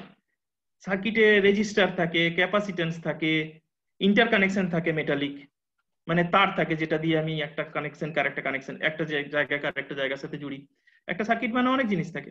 তাহলে সেই জিনিসগুলো কিরকম হবে, সেইটার জন্য আরো কয়েক বছর অপেক্ষা করতে হবে। সেইটা কিভাবে এলো ফ্রম মসফেট থেকে লার্জ স্কেল ফ্যাব্রিকেশন, সেটা জানার জন্য আমাদেরকে শুরু করতে হবে 1957 সালে এই ক্লিফট হোটেল সান ফ্রান্সিসকোতে। এখানে কি হয়েছিল, এখানে একটা গোপন মিটিং বসেছিল। 8 জন তখনকার দিনের সেরা আমেরিকান ইঞ্জিনিয়ারদের মধ্যে, আমেরিকান ইঞ্জিনিয়ার এবং ফিজিসিস্ট বা কেমিস্টও ছিলেন এদের মধ্যে। 2 জন ছিলেন যারা পরবর্তীকালে খুবই বিখ্যাত হয়েছিলেন। একজন হচ্ছেন রবার্ট নোয়েস, আরেকজন হচ্ছেন গর্ডন মুর। এই ছবিতেই আছেন উনি, যার নামে আমরা মুরস ল, যেটা একটু বাদে আসবো আমি। তো এই 8 জনকে বলা হতো ট্রেটারাস 8, মানে এরা বেশ একটু রেবেল টাইপের ছিলেন আর কি। এদের সমস্যা কি ছিল, এরা সবাই ওই সকলে সেমিকন্ডাক্টর ল্যাবরেটরিতে কাজ করতেন। উইলিয়াম সকলে, যিনি ট্রানজিস্টর আবিষ্কার করেছেন। তো কিছুদিন চলার পরে সকলে চাইছিলেন ওই যে জাংশন ট্রানজিস্টর, ওটা দিয়েই কাজ চালিয়ে যেতে। এবং সকলে যেহেতু নোবেল প্রাইজ পেয়েছেন, সকলের ফান্ডিং এর কোনো অভাব ছিল না, উনি চাইলে যত বড় খুশি কোম্পানি তৈরি করতে পারতেন। কিন্তু এরা চাইছিলেন এই মসফেট দিয়ে অন্য কিছু একটা করতে, এবং তাছাড়া আরো হায়ারার্কি বা এই সমস্ত প্রবলেম হয়েছিল এনাদের ওই সকলের সাথে। তো এরা ছেড়ে চলে আসে, এরা একটা কোম্পানি তৈরি করেন, সেটার নাম ছিল ফেয়ারচাইল্ড সেমিকন্ডাক্টর। এই কোম্পানিটাকে বলা হয় যে আজকে যেটাকে আমরা সিলিকন ভ্যালি হিসাবে জানি ক্যালিফোর্নিয়াতে, সেই ক্যালিফোর্নিয়াতে সিলিকন ভ্যালি যা মটো সেই অনুযায়ী এটা হচ্ছে একদম প্রথম কোম্পানি সিলিকন ভ্যালির শুরুর দিক, মানে একদম শুরু বলতে পারা যায় এই ফেয়ারচাইল্ড সেমিকন্ডাক্টর তৈরি হওয়াটাকে। তো এখানে কি হয়েছিল, এরা তিনটে জিনিসের উপর জোর দিলেন।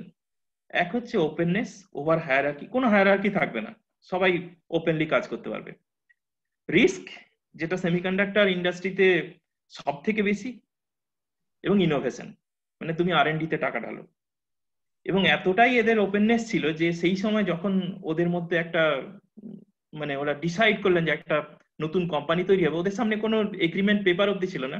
ফলে একটা $1 নোটে, সেই নোটটা সংরক্ষণ করা হয়েছিল পরে, $1 নোটে সবাই সই করেছিল, নোটাই ছিল এগ্রিমেন্ট পেপার, এই নোটটাতে সবার সই রয়েছে। তো যাই হোক, ফেয়ারচাইল্ড সেমিকন্ডাক্টর তৈরি হয়ে গেল। তারপরে ওই মসফেট থেকে যে ইন্টিগ্রেটেড সার্কিটের প্রথম দিককার যে ইন্টিগ্রেটেড সার্কিট গুলো, সেইটা দুজন প্রথম তৈরি করলেন। এক হচ্ছেন জ্যাক কিলবি, ইনি টেক্সাস ইনস্ট্রুমেন্টে কাজ করতেন, এবং আরেকজন হচ্ছেন ওই ফেয়ারচাইল্ড সেমিকন্ডাক্টর রবার্ট নয়েস। এরা বললেন রেজিস্টার, ক্যাপাসিটর, ট্রানজিস্টার তো হয়েই গেছে, রেজিস্টার ক্যাপাসিটর এগুলোকেও ওই সিলিকন দিয়েই তৈরি করা যাবে। কিভাবে? রেজিস্টার মানে কি? রেজিস্টার মানে ওই পলিসিলিকনটাকে রেজিস্টার হিসেবে ইউজ করা হবে। পলিসিলিকনটাতে ডোপিং লেভেলটা একটু কমিয়ে বাড়িয়ে সেটাকে রেজিস্টার হিসেবে তৈরি করা যাবে। ক্যাপাসিটর মানে কি? ক্যাপাসিটর মানে দুটো মেটাল প্লেট, তার মাঝে একটা ডাইইলেকট্রিক। তাহলে যে মেটালিক ইন্টারকানেকশন গুলো আমি করছি তার মাঝে সিলিকন ডাইঅক্সাইড দিয়ে দিলি, সেটা একটা ক্যাপাসিটর হবে। সিলিকন ডাইঅক্সাইড একটা ইনসুলেটর বা ডাইইলেকট্রিক। তো সেই সমস্ত গুলো করে এরা দুজন প্রায় 1 বছরের এদিক ওদিকে দুটো ডিজাইন নিয়ে এলেন, যার মধ্যে ওই রবার্ট নোয়েস বা বব নোয়েস, ওনার ডিজাইনটাকে এখনো অব্দি ইন্ডাস্ট্রিতে স্ট্যান্ডার্ড ধরা হয়, কারণ উনি ইন্টারকানেকশন গুলোকেও একই প্লেনে করতে পেরেছিলেন। আর এনার ক্ষেত্রে ডিজাইনটা ছিল যে উনি ইন্টারকানেকশন গুলো বাইরে ছিল, ওনার মানে সার্কিটের বাইরে বেরিয়েছিল। মানে একটা ছিল হচ্ছে 2 ডাইমেনশনাল, একটা হচ্ছে 3 dimensional in a sense, quasi 2 dimensional. আচ্ছা। তো এটা কিন্তু আইডিয়াটা ওনার একই ছিল, যে রেজিস্টার বা ক্যাপাসিটর ওইগুলোকে একই জায়গাতে প্ল্যানার ওয়েতে ওটাকে বিছিয়ে দেওয়া, যেটাকে আমরা মনোলিথিক ডিজাইন বলি। সেই আইডিয়াটা কিন্তু এই দুজনেরই অরিজিনাল ছিল। পরবর্তীকালে এদের মধ্যে প্রচুর কোর্টে মানে কেস হয়েছে, লড়াই হয়েছে, আইনি লড়াই হয়েছে, এবং পরবর্তীতে দুজনেই মেনে নিয়েছেন যে we are both responsible for this. আসলে কত আইডিয়াটা কত সহজ, মানে তোর এর থেকে একটা রেজিস্টার তৈরি করা বা একটা তোর ক্যাপাসিট্যান্স তৈরি করা, আইডিয়াটা কত সহজ, কিন্তু মানে কত মানে কি বিপ্লব, মানে যুগান্তকারী আইডিয়া না, সেটাই কত যুগান্তকারী। দেখতে তৈরি হলো, যে শুনতে সহজ লাগছে খুব, যে কি রেজিস্টার এইটা দিত খুব সহজেই, কিন্তু তাতে আছে বলে এক হয়ে যাওয়ার পরে ব্যাপারটা অনেক সহজ আর কি, সহজ মনে হয়, সেটাই। হ্যাঁ, তো চিপ তো তৈরি হলো, মানে চিপ তৈরির আইডিয়াটা তো দেওয়া গেল। এবার এগুলো তৈরি করতে তো খরচ অনেক, মানে এক একটা চিপ তৈরি করতে হয় তো কয়েক $1000 করে খরচ। তাহলে কিনবে কে? তখনকার দিনে, এটা আমি 50s এর মাঝামাঝি সময়, শেষের দিকের কথা বলছি, 60s এর ধরো, আর্লি 60s, কিনবেটা কি? আমার তো একটা কাস্টমার দরকার। সেই সময় এগিয়ে এলো ইউএস গভর্নমেন্ট। ইউএস গভর্নমেন্টের সেই সময় ওই লুনার মডিউল তৈরি করা চলছিল, মানে চাঁদে লোক পাঠাবে।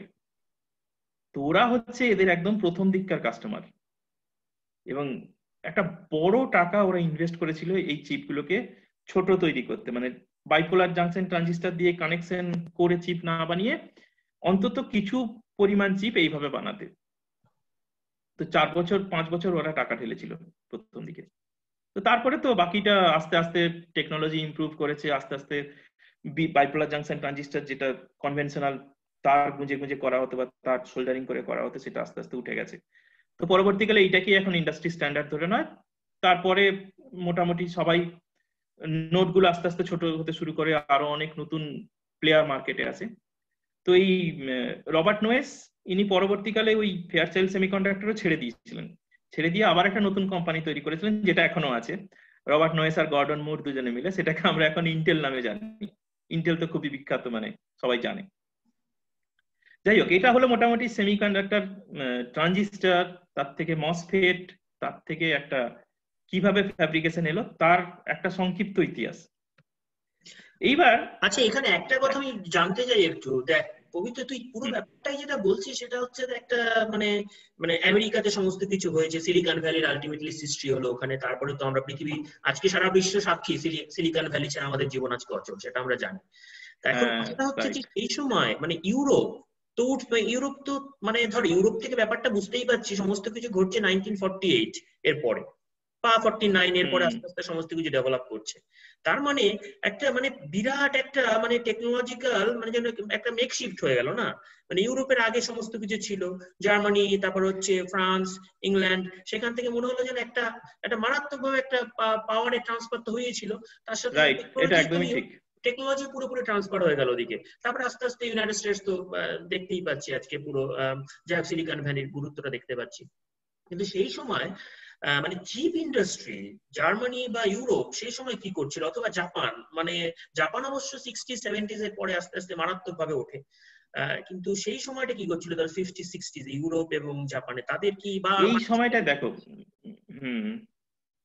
আচ্ছা আমি এখানে একটা জিনিস বলি, এই যে মসফেট বললাম না, হ্যাঁ, এটা প্রথম কনসেপ্ট, প্রথম থিওরিটিক্যাল কনসেপ্ট কিন্তু একজন জার্মান ভদ্রলোকের দেওয়া। আচ্ছা, এবং মসফেটের থিওরিটিক্যাল কনসেপ্ট হচ্ছে নর্মাল যে বাইপোলার জাংশন ট্রানজিস্টর তার থেকেও পুরানো, হুম, মানে 1914 1915 এরকম সময়কার।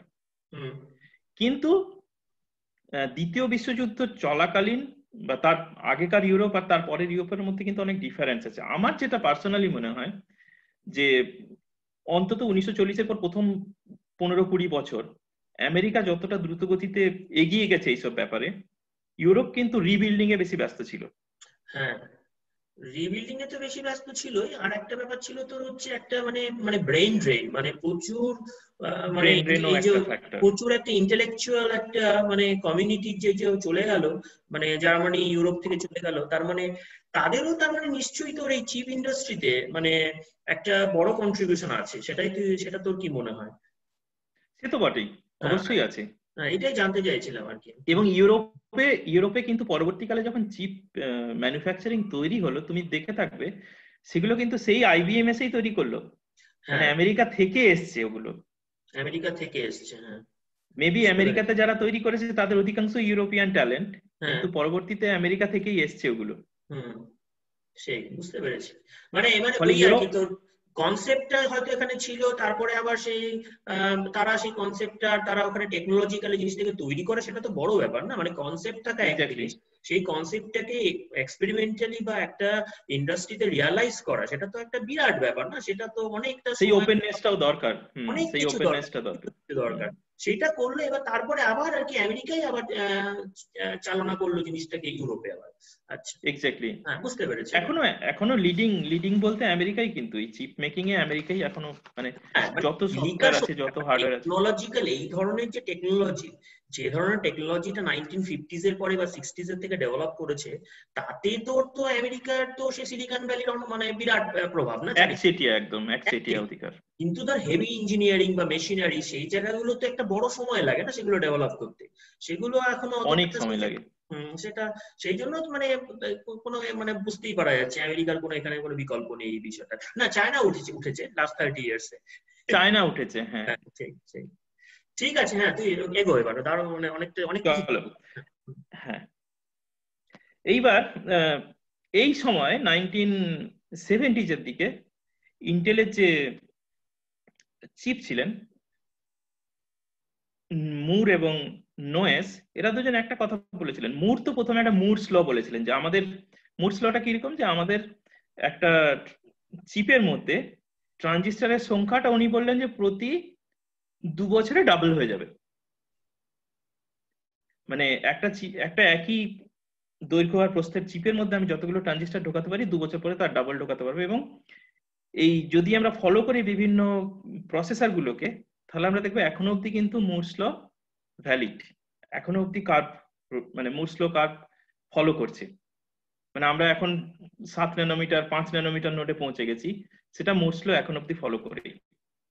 এবং এই বব নোয়েস, যিনি আরেকজন কো ফাউন্ডার ইন্টেলের, তিনি বলেছিলেন যে এই মিনিয়েচারাইজেশন, মানে যে ছোট করছি আমি জিনিসগুলোকে, এটা কিন্তু একটা to some time, until some time, এটা ফিজিক্সের ল দিয়ে, মানে আমি ট্রানজিস্টরকে ছোট করতেই পারি, কোনো অসুবিধা নেই। ফিজিক্সের ল দিয়ে এটা গভর্ন হবে না, এটা গভর্ন হবে ইকোনমিক্সের ল দিয়ে। সেটা কিরকম একটু বলি। এই যে প্রত্যেকটা নোড, যে 14 ন্যানোমিটার নোড, তারপর 10 ন্যানোমিটার নোড, বা তার আগে 45, 62, 90 ন্যানোমিটার, এগুলো একটা নোড থেকে আরেকটা নোডে আসতে কিন্তু হাজার হাজার কোটি টাকা খরচা হয়। এবং যে ইনস্ট্রুমেন্ট গুলো, সেগুলো চালাতে বা সেগুলো কিনতে বা মেনটেন করতেও কয়েকশো কোটি টাকা কোনো ব্যাপারই না। কিন্তু তবু দেখবে যে এই চিপের দাম কিন্তু সেই সেন্সে বাড়েনি এবং কমছে বরং। সেটা কেন? কারণ হচ্ছে ডিমান্ড। প্রথম কথা হচ্ছে হিউজ ডিমান্ড, যাতে এবং মাস প্রোডাকশন করতে পারা এই যন্ত্রগুলোকে দিয়ে। তুমি যদি 5টা চিপ বানাও, তাতে তোমার পার ইউনিট যত খরচ পড়বে, তুমি যদি 5000 চিপ বানাও, অফকোর্স পার ইউনিট খরচ অনেক কম পড়বে সমস্ত কিছু মিলিয়ে। এবং এই ফাউন্ডারি গুলো যখন চিপ বানায়, এগুলো মিলিয়ন্স বা বিলিয়ন্স অর্ডারে বানায়, ফলে পার ইউনিট খরচটা কম পড়ে এই কারণে যে আমরা মাস স্কেলে প্রোডাকশন করতে পারি। এখনো অবধি ফিজিক্সের ল এই জিনিসটাকে আটকায়নি, কিন্তু মেবি আফটার 5 ন্যানোমিটার, যখন আমরা 3 ন্যানোমিটার নোডের কথাও চলছে এখন, তখন হয়তো বা ফিজিক্সের ল গুলো একটা বড় ফ্যাক্টর হবে। কারণ একটা ছোট্ট উদাহরণ দিই, যে দুটো লেয়ারকে যে পৃথক করে রাখে, যে অক্সাইড লেয়ারটা, যখন নোডটা খুব ছোট হয়ে যায়, অক্সাইড লেয়ারটা কয়েক অ্যাটম মাত্র হয়, কয়েকটা অ্যাটমিক থিক হয়। তার ভেতর দিয়ে টানেলিং বা এই সমস্ত ইফেক্ট গুলো এবার চলে আসবে। তো সেটা টোটালি, যখন কোয়ান্টাম ইফেক্ট এগুলো চলে আসবে, তখন এটা টোটালি একটা ডিফারেন্ট বল গেম, এবং সেটা এখনো গবেষণার পর্যায়ে। আচ্ছা, তো আমি একটু সামারি দিই আমি কি কি বলেছি এই এতদূর অবধি। আমি ট্রানজিস্টরের কথা বলেছি, আমি দেখিয়েছি যে ট্রানজিস্টর কিভাবে একটা প্রচন্ড দ্রুত গতির সুইচ হিসাবে কাজ করতে পারে। আমি একটা মোটামুটি ইতিহাস বলেছি, ট্রানজিস্টর, বাইপোলার জাংশন ট্রানজিস্টর বা জাংশন ট্রানজিস্টর, তার থেকে মসফেট কিভাবে এলো, এবং মসফেট থেকে চিপ যে হিস্টোরিক্যাল পিরিয়ডটা 1950-60 যে সময়, সেই গল্পটা একটু বলেছি। তো এর পরের ফেজে আমি বলতে চাইবো যে সত্যিকারের একটা ফ্যাব্রিকেশন ফেসিলিটিতে বা যেখানে চিপ তৈরি হয়, সেখানে চিপ ফ্যাব্রিকেশন কিভাবে করা হয়, সেটা আমার মনে হয় পরের ফেজে বলাটাই সব থেকে ভালো হবে। আমি ইন্ট্রোডাকশনটা দিয়ে দিলাম, আমি ব্যাকগ্রাউন্ডটা তৈরি করলাম যে কি কি জানতে লাগবে আমার। এর পরের ফেজে আমি যখন ফ্যাব্রিকেশন বলবো, এই টার্মগুলোই আমি ব্যবহার করব। আচ্ছা আচ্ছা পবিত্র, মোটামুটি তুই তো খুব সুন্দর করে আমাদের একটা গল্প, সত্যি মানে চিপ তৈরির গল্পটা তুই সত্যিই বললি, মানে মানে কিভাবে জিনিসগুলো তৈরি হয়। আশা করা যায় এটা বোধগম্য হবে সবার। না না, বোধগম্য তো নিশ্চিত। আমার তো পুরো ব্যাপারটাই পরিষ্কার হয়ে গেল এখন। মানে আমি তো খুব আমি নিশ্চিত যে দর্শক শ্রোতা যারা আছে তাদের এটা অত্যন্ত কাজের একটা জিনিস তুই বললি। কেননা যে জিনিসটা আমাদের জীবনের সাথে এত ওতপ্রোতভাবে জড়িত, সেটা নিয়ে আমাদের সেরকম ভাবে বাংলা ভাষা এইটা আমি খুঁজে পাইনি। এরকম কোনো আমি হয়তো আমার মানে আমি হয়তো খোঁজার মধ্যে কিছু গলতি থাকতে পারে, কিন্তু আমি এরকম জিনিস খুঁজে পাইনি। এবার একটা জিনিস আমি এখানে শুধু জানতে চাই, একটা জিনিস বুঝলাম যে মানে এই যে ইন্ডাস্ট্রির যে ডমিনেন্স, মানে তোর চিপ ইন্ডাস্ট্রি ডমিনেন্স, আমাদের যে চিপের প্রতি যে আজকে যে নির্ভরতা, সেই নির্ভরতাটা মানে পুরোপুরি দেখতে পাচ্ছি চায়না এবং আমেরিকার উপর আমাদের একটা নির্ভরশীলতা এনে দিচ্ছে এক নম্বর। সেক্ষেত্রে আমি এখানে একটা জিনিস বলতে পারি, দেখ তুই আর আমি তো সাহা ইনস্টিটিউট থেকে আমরা কাজকর্ম করেছি, আমরা ওখানকার সম্ভূত সেই অর্থে। সেইখানে মানে আমাদের পিএইচডি করার সময় আমরা একটা শব্দ শুনতাম, মানস চিপস। হ্যাঁ, সেই মানস চিপ একটা মানে যতদূর জানতাম আর কি, যে মানে ওয়ান অফ দ্য আউটস্ট্যান্ডিং মানে আমাদের সায়েন্স ইনস্টিটিউট থেকে আর আমরা তো মৌলিক গবেষণা করতাম, বা এখন হয়তো মৌলিক গবেষণাই করে জানি না, সেই সময় মানস চিপের আবিষ্কার হয়। সেই মানস চিপ, হ্যাঁ হ্যাঁ, সেই মানস চিপ বেসিক্যালি আমাদের যে সার্নে যে এলএইচসি, সেখানে যে ডিটেক্টর, যেখানে আর কি ডিটেক্টরে সেই মানস চিপটা খুব কাজে লাগতো। এটা আমরা দেখে নে যে আমাদের ভারতবর্ষের প্রোডাক্ট কিন্তু সেই সার্নের ওই কাজে লেগেছে, কিন্তু সেই চিপ ইন্ডাস্ট্রিকে আমাদের যদি একটা ব্যবসায়িক স্তরে নিয়ে যেতে পারতাম, বা একটা প্রযুক্তি স্তরে প্রযুক্তিটাকে আরো বাড়ানো যেত, এবং যেগুলো ফ্যাব অন্তত আমাদের ব্যাঙ্গালোরও সিলিকন ভ্যালি তো আছে বলে, কিন্তু সেখানে আমি নিশ্চিত সেখানে কোনো ফ্রন্ট লাইনে কিছু নিশ্চয়ই কাজকর্ম হয় না, সব হয়তো তোর মানে ডেভেলপমেন্ট অফ সফটওয়্যার এই ধরনের কিছু জিনিসপত্র হয়তো। তা সেইটা একটা জিনিস আমাদের খুব মানে দুঃখজনক যে আমাদের এত বড় একটা দেশ এবং অর্থের মনে হয় না যে খুব একটা অভাব হবে যে এরকম এখানে একটা আমি তুমি মানসচিপের কথাটা বললে, তো এখানে আমি দুটো জিনিস বলতে চাই। এক হচ্ছে মানসচিপের কথাটা, মানসচিপ কি হলো, তারপর ব্যাপারটা কি হলো। আরেকটা হচ্ছে ব্যাঙ্গালোরের সিলিকন, আমাদের যে ইন্ডিয়ান সিলিকন ভ্যালি। তো প্রথমে মানসচিপের গল্পটা বলি। মানসচিপ আমি যতদূর পড়াশোনা করে জেনেছি যে মানসচিপটা সাহা ইনস্টিটিউট কিন্তু অনেক আগে থেকে ডিজাইন করছে, মানে 1998, 99 এই সময়কার ওদের প্রোটোটাইপ গুলো তৈরি হয়। এবং মানসচিপের নোড ছিল সম্ভবত 1.2 মাইক্রন, মানে 1.2 মাইক্রন মানে ওর গেট লেন্থ হচ্ছে 1.2 মাইক্রন, মাইক্রোমিটার, মানে 1200 ন্যানোমিটারের নোড। তো এবং মানসচিপ কিন্তু মানে তৈরি হয়েছে ওই চণ্ডীগড়ে, মানে ওর প্রোডাকশন হয়েছে চণ্ডীগড়ে। এবার যেটা আমি আগে বললাম যে চণ্ডীগড়ের এসসিএল যেটা, ওটা কখনোই কমার্শিয়ালি চিপ তৈরি করেনি। কি কারণে করেনি সেটা বলা আমার পক্ষে খুব মুশকিল। সেটাই তো আমার প্রশ্ন, সেটাই মানে এই জিনিসটা কেন করা সম্ভব হলো না, এটা আমি এখনো পর্যন্ত আমার বোধগম্য হলো না। ওই ইকোসিস্টেমটা গ্রো করেনি ওখানে। সরকারি জায়গা প্রথম কথা। সেটাই তো, এটা একটা মারাত্মক একটা পলিসির সমস্যা না, এই যে বিজনেসটাকে পলিসির সমস্যা আমাদের, পলিসির সমস্যা, সেটাই আমার মনে হলো। সুতরাং এবং রিসেন্টলি হ্যাঁ এইটা একটা বড় সমস্যা। এবং রিসেন্টলি তুমি যদি ফলো করে থাকো, বছর 3-4 আগেকার কথা, সরকার হায়দ্রাবাদে সম্ভবত একটা মানে ফ্যাব্রিকেশন সেমিকন্ডাক্টর হাব তৈরি করার কথা ভাবছিলেন, এবং তার মধ্যে ফাউন্ডারিও থাকবে, মানে সেমিকন্ডাক্টর ফ্যাব্রিকেশন ফেসিলিটি। তো তাইওয়ানে যেরকম টিএসএমসি আছে না, সেরকম এইচএসএমসি তৈরি করার প্রস্তাব হয়েছিল। এনআরআইরা টাকা দিয়ে এইচএসএমসি বলে, হিন্দুস্তান সেমিকন্ডাক্টর ম্যানুফ্যাকচারিং কোম্পানি। টিএসএমসিটা যেমন তাইওয়ান সেমিকন্ডাক্টর, এটা এইচএসএমসি। কিন্তু এইচএসএমসি আর মানে হয়নি। আলটিমেটলি ল্যান্ড নিয়ে সমস্যা হয়েছে, লেবার নিয়ে সমস্যা হয়েছে, লোকাল লজ নিয়ে সমস্যা হয়েছে। আলটিমেটলি মানে ওনারা পিছিয়ে এসছেন, যারা টাকা ইনভেস্ট করতে চেয়েছিলেন তারা পিছিয়ে এসছেন।